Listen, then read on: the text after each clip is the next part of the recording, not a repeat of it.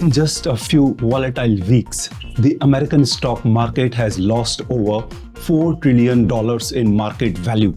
Yes, $4 trillion gone just like that. Investors are bleeding.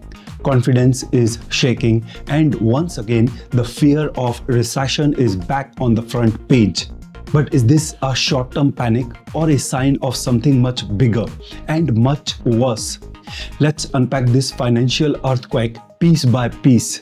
It started with a rising tension in the markets. The S&P 500, a benchmark for the US economy, fell by over 6% in less than 10 trading days.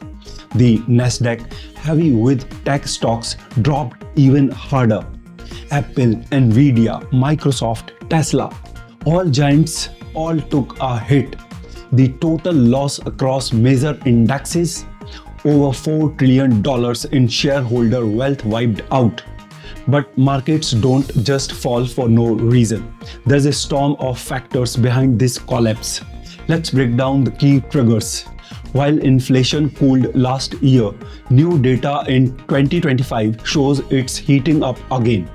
Food, housing, fuel prices are climbing. That puts pressure on the Fed to act tough. Federal Reserve Chair Jerome Powell sends a strong signal. Interest rates will stay higher for longer.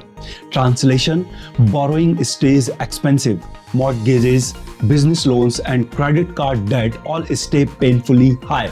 Big companies are reporting weaker than expected profits. Consumers are spending less, especially on discretionary items like electronics, travel, and fashion. From Middle East tensions to Taiwan fears and Ukraine's ongoing war, global instability is spooking investors. And all of this together triggers panic selling. So here's the billion-dollar question. Are we heading into another recession? Here are the warning signs. Yield curve inversion.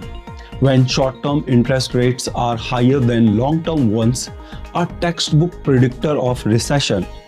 It's been inverted for over a year now. Consumer confidence falling sharply, especially among low and middle-income Americans. Rising layoffs, especially in retail, tech, and finance. Major companies like Amazon, Google, and Goldman Sachs are trimming headcount again. Credit card debt at an all-time high. With delinquencies rising, people are spending more than they earn and defaulting. This isn't just market turbulence. These are early shockwaves of a potential slowdown. The US may be the epicenter, but the quake is being felt worldwide. European markets have followed the US into the red. China's recovery remains fragile. The Japanese yen is weakening. Oil prices dropped sharply as demand outlook dims. Global supply chains are tightening again.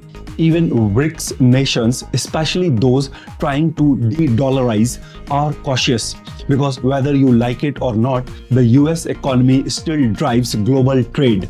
If you think this is just Wall Street drama, think again. Home loans are getting costlier, prices in supermarkets are up, investments in stocks or mutual funds are bleeding.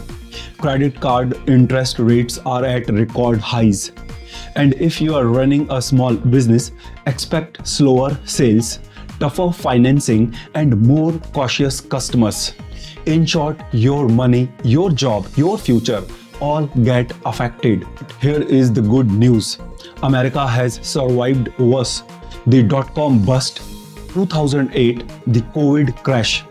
Every time it fell hard and came back stronger.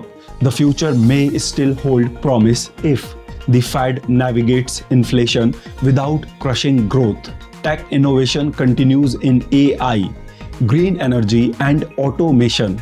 Consumers stay resilient and adaptable, and investors keep their long-term mindset. This moment may feel like chaos, but remember, in every crisis, there is also opportunity. The $4 trillion wipeout is real, but the story isn't over. It is just entering its most critical chapter. What's next? Will the US economy crash or come out smarter, leaner, and stronger? Let's watch it unfold together. Comment below. Do you think a recession is coming, or is this just a market correction? Don't forget to like, share and subscribe for more breakdowns on global finance, business and the psychology behind big money moves. And for more stories which are shaping our world, please visit manishgoswami.com. And thanks for watching. I'll see you in the next one.